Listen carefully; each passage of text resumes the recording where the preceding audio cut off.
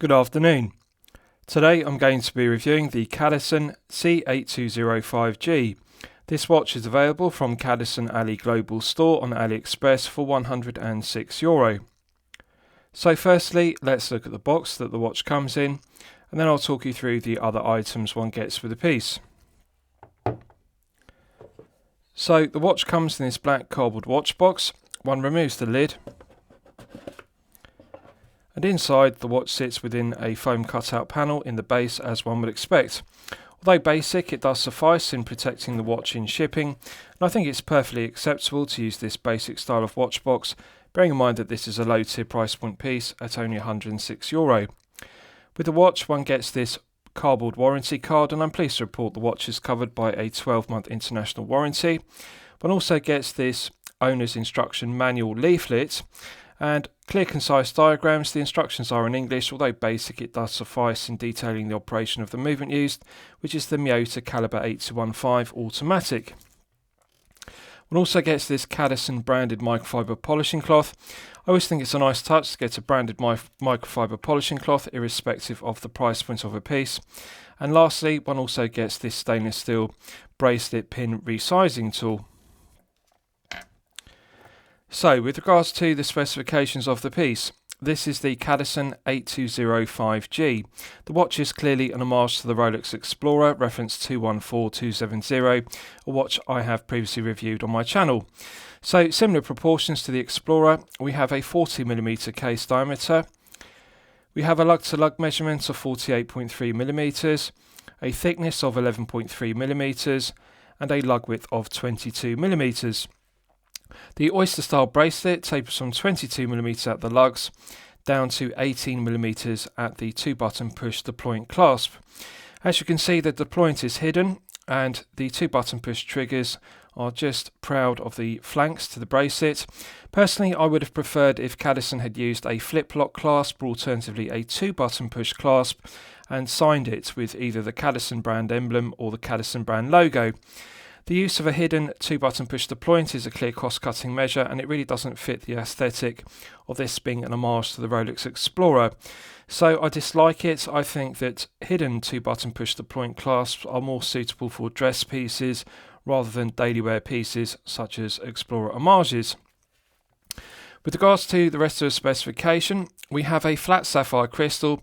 Now, the negative of the flat sapphire crystal is there is no AR coating, and as I tilt the piece at an oblique angle, you can see there is a lot of glare and highly reflective nature due to the mirror polishing on the silver Mercedes hands and the mirror polishing on the applied indices and the silver applied Arabic numerals.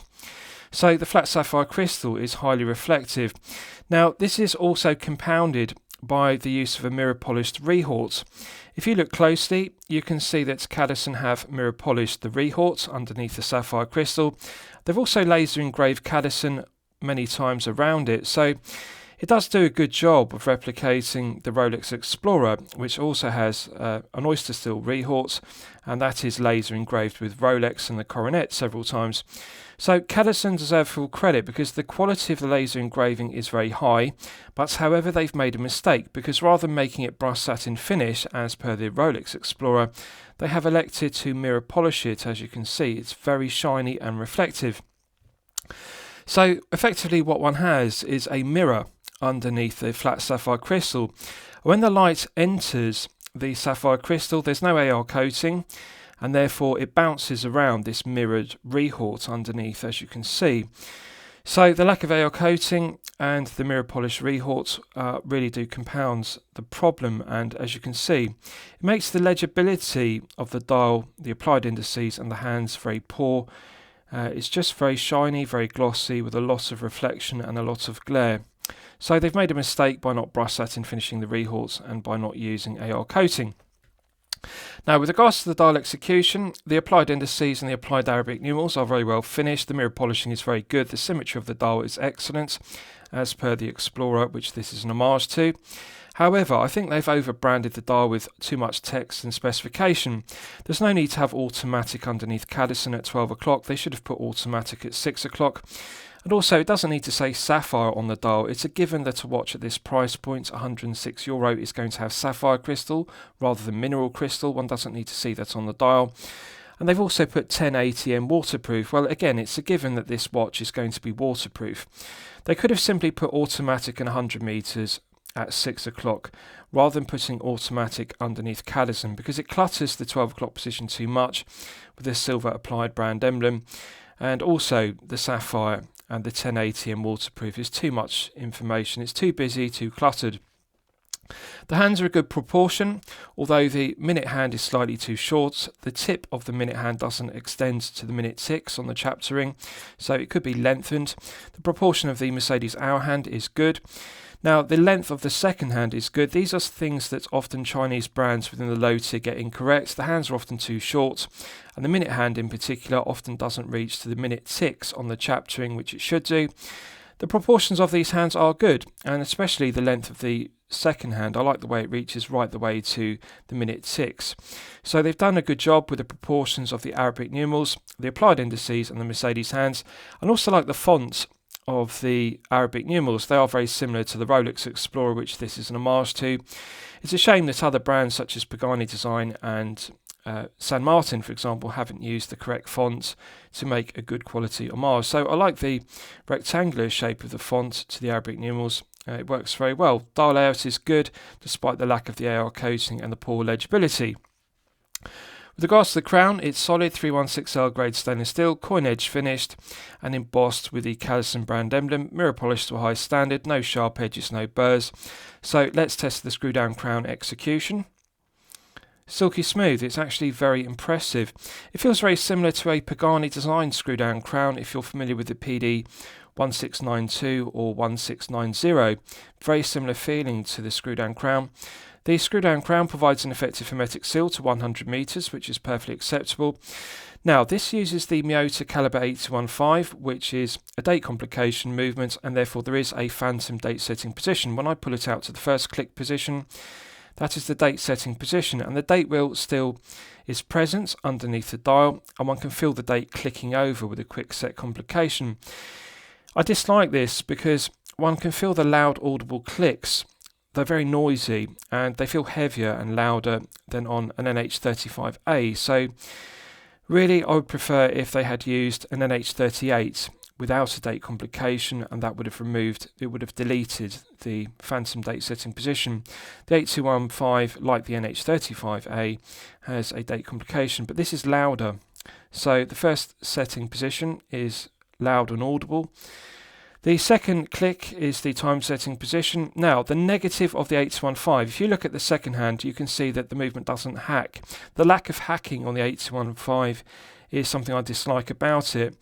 If they'd used the NH38 or alternatively the NH35A, they have hacking, and of course that is better because one can stop the second hand dead to set the time precisely to the second. Now, the 8215 doesn't feel as smooth as the NH38 or the NH35A. Firmer resistance to the gearing, and we also have some back play in it, as you can see, both clockwise and anti-clockwise. Now, the other thing is there's a curiosity to the caliber 8215. When rotating the crown clockwise, one would expect the hands to also rotate clockwise.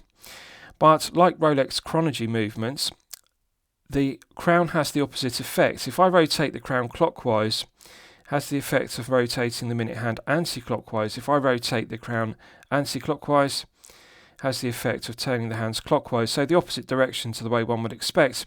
This is something I prefer about the NH38 and the NH35A. When one rotates the crown clockwise, it makes the hands rotate clockwise.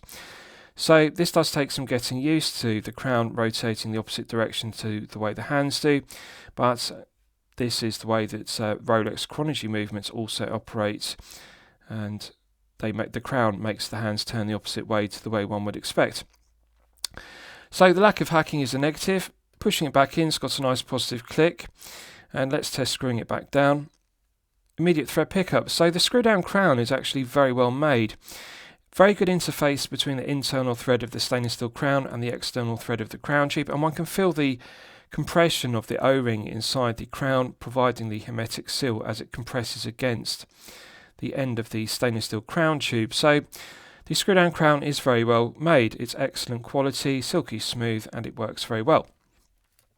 Right, so I'll show you the exhibition case back. The stainless steel exhibition case back is glazed with mineral crystal, and the mineral crystal is a clear cost-cutting measure rather than using sapphire, but however one has to expect some cost-cutting measures, bearing in mind that this is a €106 price point piece. The engraving is done to a high standard around the circumference with this specification, and we've got the reference number of the piece. So it's very well finished. Mirror polishing is very good, the milled slots are very good, no sharp edges, no burrs, and there's a nice lip which catches the light on the edge of the mineral crystal. It does a good job of displaying the movement, the caliber 8215. Now it's an undecorated movement, it's very basic, plain and sterile to look at. The rotor is signed with Miyota, but really I prefer the look of a Seiko NH35A, which of course is also sterile and undecorated, but I just think it's a more interesting movement to look at. Although the architecture of both movements is quite similar. So it's good they've used an exhibition case back, but I would prefer to see if they had signed the rotor with Cadisen or the brand emblem to add interest to the otherwise undecorated movements.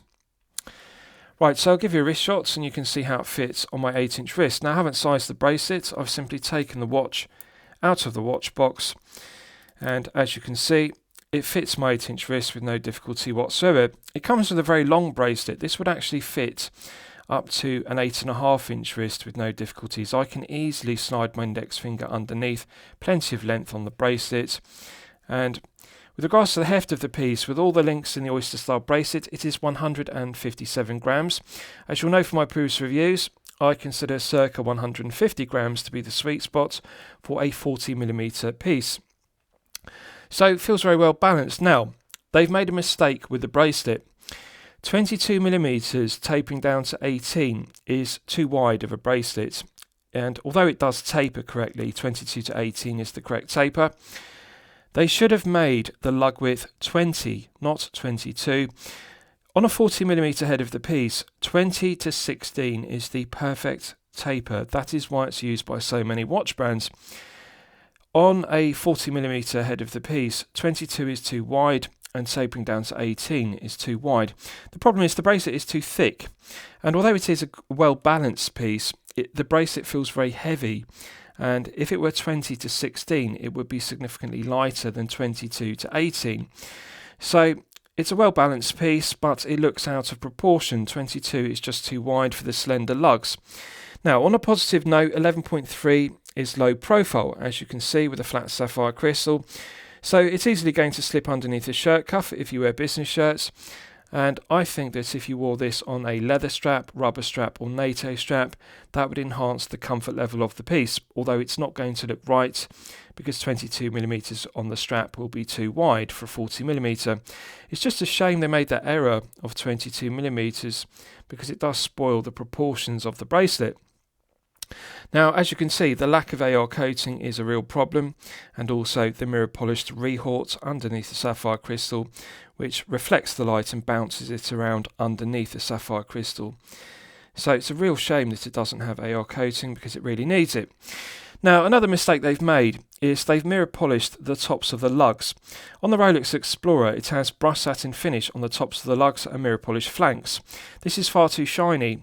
They've also compounded this by adding mirror polished centre links to it, as per a Rolex Milgauss, and again, this doesn't fit the aesthetic of it being an homage to the Explorer, because the Explorer has brushed centre links and brushed tops of the lugs. Had they brushed the top of the case and brushed the centre links, this would have looked far more aesthetically pleasing and far more like an homage to the Explorer, which it's meant to be. So proportions are off, and also too much mirror polishing. Rehort mirror polished, tops of the lugs mirror polished, centre links mirror polished. And then we've also got this abhorrent 2-button push deployant rather than using a flip lock or alternatively 2-button push clasp, which again would have looked better brushed satin finished. Right, so let's do a Lume test and we'll see how the Lume performs when it's charged up to the absolute maximum. So as always, I'm going to use my 100 UV LED torch to charge it up to the absolute peak. Right, so that's now fully charged, and as you can see, it clearly uses C3 Luminova. So this is another cost-cutting measure because this is clearly C3 luminova rather than being C3 superluminova. With C3 superluminova, it glows brighter initially and it will continue to glow for a longer length of time. The problem with using luminova is it just doesn't emit as brightly. As you can see, the exciter in the Lume isn't as potent, it doesn't have as much brightness, and it's already beginning to fade. Now, the colour match in terms of the tone of green C3 on the applied indices, the Arabic numerals and the Mercedes hands are a good match. Same colour green tone Lume on the hands and the dial, but however it is already beginning to fade and it will continue to fade quickly. It's a shame that they use this cost-cutting measure. I really like to see strong Lume, as you'll know from my previous reviews, regardless of whether it's BGW9 or alternatively C3 superluminova. My personal favourite is C3. I like the green tone of it. But really, it's a cost-cutting measure that we are used to seeing on Pagani design watches, which are under €100. And this is €106, so yes, it could have C3 superluminova at this price point. So as you can see now, it's beginning to fade, and it will continue to fade very quickly. So disappointing cost-cutting measure. I would describe the Lume performance as okay. It is acceptable for a low-tier piece at €106, but really there is room for improvement. Right, so I want to discuss the bracelet in detail because this is the main negative of the watch. I would describe this watch as an okay head of the piece on a poor bracelet. The problem with the bracelet is it uses push pins rather than screw pins as a cost-cutting measure, and every single one of the push pins has extra play and articulation, both up and down and lateral side-to-side play. So the cumulative effect of all this play is the bracelet rattles. It feels very sloppy. Every single one of the push pins in the bracelet has too much play. And the rattling is audible, it's loud. Now, the other problem with it is the 2-button push to point clasp. The clasp is finished to an acceptable standard with regards to the mirror polishing. There's no sharp edges, no burrs. This side of it is too stiff. The end link in the clasp, it kinks. So when you're trying to close it, as you can see, it doesn't articulate freely. You have to keep pulling it straight to get it to snap shut because it kinks. Every time you try and close it, it kinks like this. Now on the other side, they've got it right. As you can see, it articulates freely. The end link, where it joins with the hinge pin to the body of the deployant, you see there the way it closes as it should do. It also opens as it should do because there's no extra friction, it articulates well. But on this side, there's too much friction. One has to manually manipulate it. And these are the fundamentals that even in a low tier piece costing €106, one has to get correct. The bracelet is, this pin is too tight, but the rest of the pins are all really too loose. If you look there, that's the amount of play we're looking at. We're talking about 1mm of up and down play, and we're also talking about 1mm of lateral side-to-side play. So as you can see, the links are constantly wobbling about. The hinge pin is clearly too small for the hole. It's a poor fit. And it's the case in every single one. I'm just going to check the other side. Yeah, we have the same problem as you can see. 1mm of up and down play, 1mm of lateral side-to-side play. So the cumulative effect of this is, with all the links having that extra 1mm of play, it's very rattly and sloppy. It actually feels like a Jubilee bracelet. That's the kind of play we're looking at. And even in the end link, where the male end link joins the end of the bracelet, we also have the same 1mm of up and down play and lateral side-to-side play. So poor quality bracelet, poor quality clasp. It's a shame because the head of the piece is okay, but it's let down by a poor quality bracelet and clasp. So this is something I want you to consider. Right, so let's discuss the movement used. It uses the Miyota Caliber 8215, which is a reliable, well-proven workhorse movement. The 8215 doesn't have hacking, but it does have hand winding, which is a useful complication. It has 21 joules. It runs at 21,600 vibrations per hour and a frequency of 3 Hz. 42-hour power reserve is perfectly acceptable. And the stated accuracy of the 8215 is -20 to +40 seconds per day, so a rather wide accuracy range, very similar to the Seiko NH35A. Although it's a reliable, well-proven workhorse movement, the lack of hacking really is a major negative. Now, there is another negative to it. It has a noisy rotor, and it's significantly noticeable. It's audible, it's louder than on a Seiko NH35A or a Seiko NH38, which you'll be familiar with. They have quieter rotors, and it's noticeable when wearing it on the wrist. One can hear the rotor spinning round, and often collectors find this irritating. It's a unidirectional winding rotor, so it's not as efficient as a bidirectional rotor. However, it's acceptable. 42 hours is good enough, but really I dislike the noise of the rotor. I would really have preferred if they used the NH38 in this piece to remove the phantom date setting position and to give the watch hacking. Or alternatively, I would prefer if they'd used the later version of the 8215, because that does actually have hacking. They've updated it. This is the earlier version without hacking. Alternatively, they could have used the 8315, which is a better movement because it has hacking and it also has a 60-hour power reserve versus the 42 hours of the 8215. So the 8315 is effectively the successor to it. 60 hours is very impressive. So the 8215 is reliable. It's a good solid movement, but noisy, and of course it doesn't have hacking, and I think there's room for improvement. If this had an NH38, it would be a better piece. Right, so lastly I'll summarise the piece. What do I think of it overall? Well, when I'm considering reviewing a watch on my channel, the watch should meet two criteria. It should be both excellent quality and excellent value at the respective price point. So €106 is the price point of this piece. At €106, it faces some stiff competition, for example the Pagani design at PD1690, and also I've previously reviewed the Cadisen Dive AD2112, which is also an Explorer Homage. Now, the Cadisen Dive is significantly more expensive. It's €166 versus this piece, which is €106, so €60 more expensive. The question is it worth paying the extra €60 for the Cadisen Dive AD2112? Or should you save €60 and buy this Cadisen 8205G? I think it's worth paying the extra €60, and I'll explain why. The Cadisen Dive has BGW9 Superluminova, which is better than the C3 Luminova used on this piece. It also has clear AR coating, which this doesn't have. Now, the other thing I like about the Cadisen Dive is the quick release bracelet, which is high quality. We don't have this problem of the rattle of the push pins. The bracelet on the Cadisen Dive, the quick release bracelet, is better done.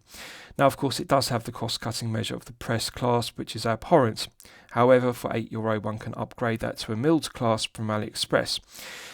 So overall, yes, the €60 extra on the Cadisen Dive is justified because one is getting the imperfections of this piece corrected. We're getting AR coating, BGW9, and most importantly, on the Cadisen Dive it has 20mm tapering down to 16. The proportions are correct. It's a 39mm head of the piece, well balanced by a 20mm to 16 bracelet. With this we've got 22 to 18 and it just doesn't work. The proportions are incorrect. The mirror polish rehort is another negative. On the Cadisen Dive it's brushed satin finish on the rehort, so they've got that correct again. So it's a case of one gets what one pays for. This is €106, the Cadisen Dive is €166. The truth is the Cadisen Dive is a better watch. It uses the NH38, so we don't have a phantom date setting position and the rotor is quieter. So overall it's a better watch. So that's what I want you to consider. And really, I think that for that reason, I'm going to say that the quality of the head of the piece is okay, but the quality of the bracelet is poor. And for that reason, I cannot recommend it to you for your consideration. I hope you've enjoyed my review of the Cadisen C8205G. Please feel free to post your own comments below the video. Thank you very much.